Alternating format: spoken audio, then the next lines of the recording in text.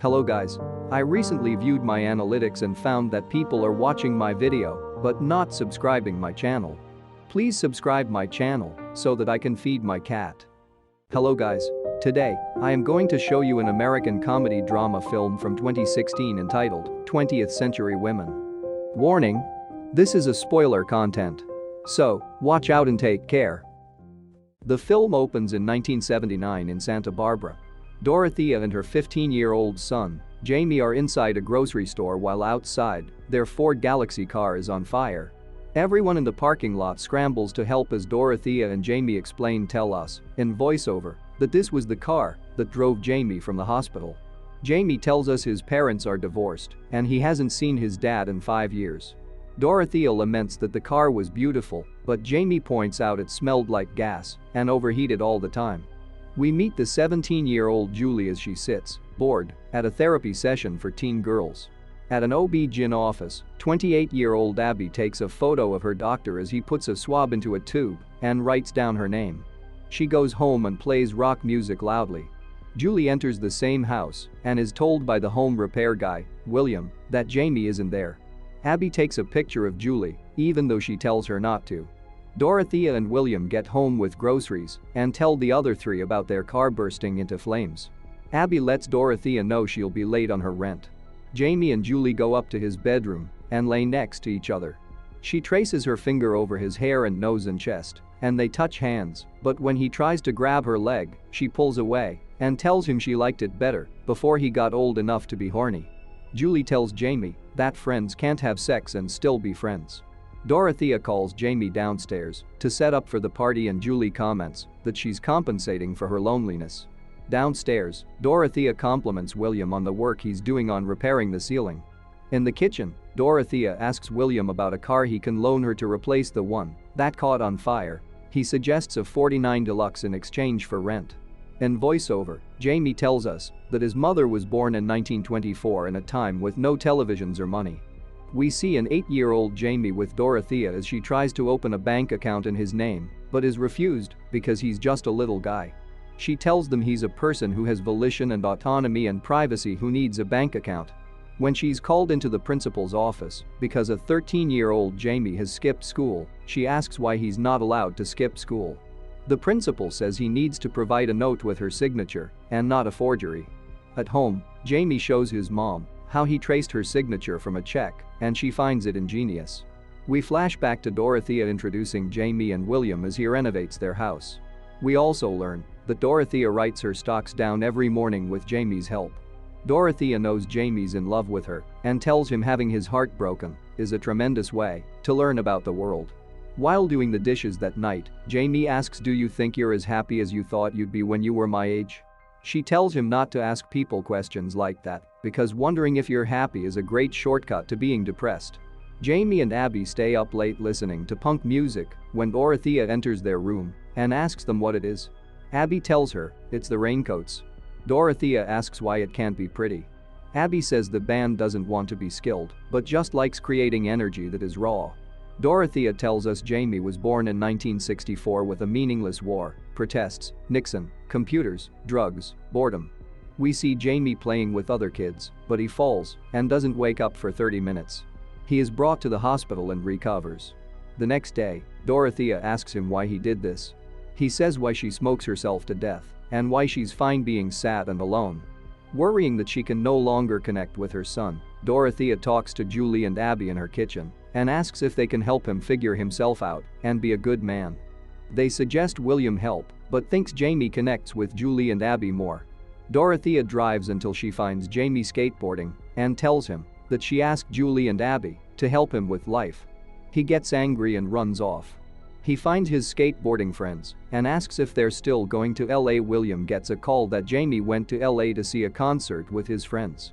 Dorothea says he's mad at her, and this is his way of dealing with the disconnect he feels for her. That night, Julie climbs up the window and sneaks into Jamie's room. He's still out of town, so she gets undressed and gets into his bed. Nearby, William joins Abby in her room, where she shows off her photographs. Arbitrarily, she asks if he wants to fool around with her and he says, yeah. She tells him she's recovering from cervical cancer, and then they begin kissing. Jamie returns home and finds Julie in his bed. He tells her he was in LA and tries to kiss her. She stops him and tells him she's upset because a boy came inside of her. In a flashback, we see Julie hanging out with friends and then alone in a car with a boy. She sits up and asks if he just came and he apologizes. In present day, Jamie asks what she's going to do, but she says it'll be fine. Julie reminds Jamie that she was asked to help raise him. She asks him what he would say to her if she was his mom. He says he would tell her he doesn't need any help and is okay. In Abby's room, she asks for William to come up with a story for them to have sex to. She decides he will be a photographer and start touching her inappropriately. They role play. Later, they have loud sex which everyone in the house overhears. In voiceover, Jamie tells us he met Julie when they were little. Her mother is a therapist and she has to attend teen group sessions. She was changed when her mom got remarried and also when her half-sister was born with cerebral palsy. She then began fooling around with boys and sneaking into Jamie's house. She works at the mall, selling potpourri. At breakfast, Abby asks about Jamie getting home safely. Dorothea tells her she couldn't sleep so she was listening for him, hinting that she heard Abby and William loudly having sex. Jamie emerges and she asks him to tell him next time he goes out of town so she doesn't make so much dinner. At the OB-GYN, Abby is told her cancer is benign, but she has an incompetent cervix and it may not be strong enough to go full term during pregnancy. Back at the house, Abby asks Dorothea if having Jamie was the biggest thing that happened to her. Dorothea tells her she guesses, but Abby will get through it. This is the hard part, but then it gets better. Dorothea asks Jamie about his trip to the doctor with Abby. We flash back to him in the waiting room, next to a pregnant teenager. This reminds him of Julie, and he visits the pharmacy to pick up an EPT pregnancy test. He brings it to Julie's bedroom and tells her how it works. They have to wait 2 hours for results so they go to the creek and she teaches him how to smoke a cigarette. Later, they learn that she was not pregnant.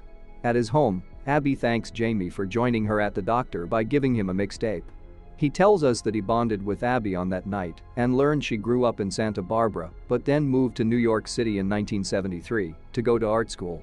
She fell in love with photography, then with her teacher, then had an abortion. Her mom reveals she took day when she was pregnant with Abby and that it probably led to the cervical cancer. Her mom feels so guilty, she never talks about Abby's cancer with her, so Abby looks for another place to live, which is how she ended up in an upstairs room at Dorothea's.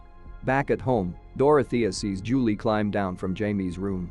As Julie walks home, Dorothea pulls up in her car and asks Julie what she does with Jamie. Dorothea and Julie then sit in Dorothea's car. When Dorothea begins to smoke, Julie asks for a cigarette. Dorothea tells her it's bad for her. When Julie replies that Dorothea smokes all the time, she responds, "When I started, they weren't bad for you. They were stylish and edgy so it's different for me." Julie asks Dorothea if she has moved on since Jamie's dad. Dorothea says she had love twice, but that part of her life just never worked out right. At home, Jamie asks Dorothea where she's been, but she lies and tells him she was just out running errands. Dorothea invites Abby to go out with her that night and William asks to come along. The three of them go to a bar where Dorothea looks for a man to date. William leans in and kisses her. Dorothea returns home and tells Jamie the club was life-changing. Abby comes home and finds Julie in Jamie's bed, which surprises her. Abby has come in to give Jamie advice to get out of their town if he wants to ever have a chance at an interesting life. They ask why she spit on her, and she tells them that right before she moved to New York years earlier, Abby had spit on the friend, thinking she'd never come back so it wouldn't matter. She tells Jamie that William then told her he didn't want to sleep with her anymore. Abby then tells Julie she wants to talk to Jamie alone, and she leans in to tell Jamie not to let Julie sleep there without having sex with him because it's disempowering.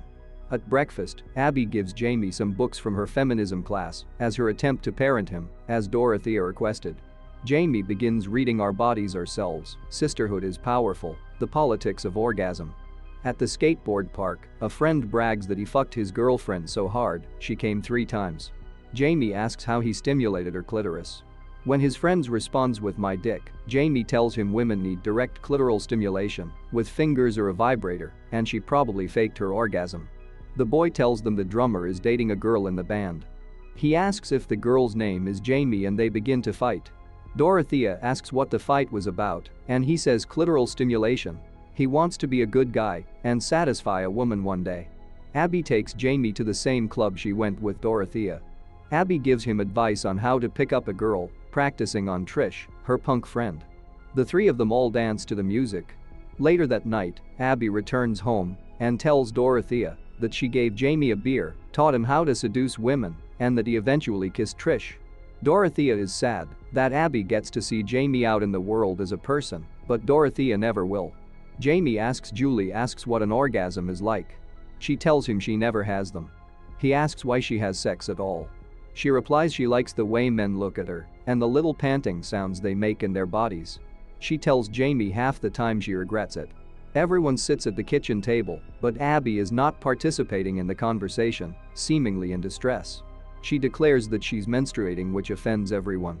Abby tells Jamie that, to have an adult relationship with a woman, he needs to be comfortable with her having her period. She gets him to say menstruation and then encourages everyone else to say it. William throws his advice in, telling Jamie that sex during menstruation can be pleasurable for the woman and that Jamie should never have sex with a vagina, but always with the whole woman. Abby tells him this is slightly off topic. Julie says she had her first period while watching One Flew Over the Cuckoo's Nest and she never saw the end because she had to rush off to get condoms. Williams replies by summarizing the ending. Dorothea suggests talking about something else. Julie says she lost her virginity at 14 to a guy she didn't know well. It was fairly painful and he used spit for lubrication and she got home in time for curfew, and the carpet in his van smelled like bong water. When Dorothea is alone with Jamie again, she says she'd like to know what's going on with him. Upstairs, Jamie reveals to Julie that he's angry at her for revealing what she did at dinner, worried people will think she's a slut. Julie apologizes. Next day, Jamie and Julie undress in a motel, but she tells him she's afraid they're too close for her to have sex with him. He tries to convince her otherwise, but she says he is coming off like all the other guys she knows. Jamie leaves, hurt and angry.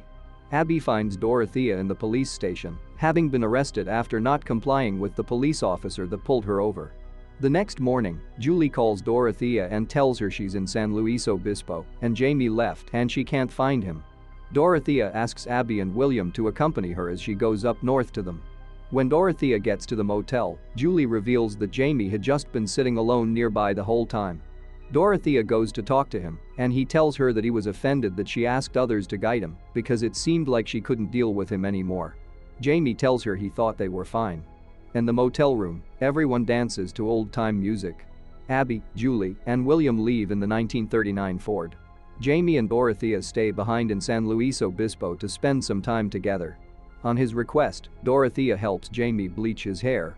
He asks her if she's lonely, and she tells him she wants to marry Humphrey Bogart in her next life.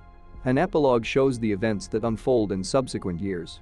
Julie moves to New York City to attend NYU, eventually losing touch with Jamie and Dorothea. She falls in love with a classmate named Nicholas and moves to Paris. They choose to never have children of their own. Abby stays in Santa Barbara, marrying and starting a photography studio in her garage. Against her doctor's diagnosis, she conceives 2 boys by the age of 34 with her husband, Dave. William lives with Dorothea for another year before moving to Sedona to open a pottery store. Dorothea meets a man in 1983 and stays with him until her death from cancer in 1999. A few years after Dorothea's death, Jamie marries and has a son. He tries to describe Dorothea to his son, but finds it to be an impossible task. Thanks for watching. Hope you liked this video. Subscribe my channel to never miss out any video.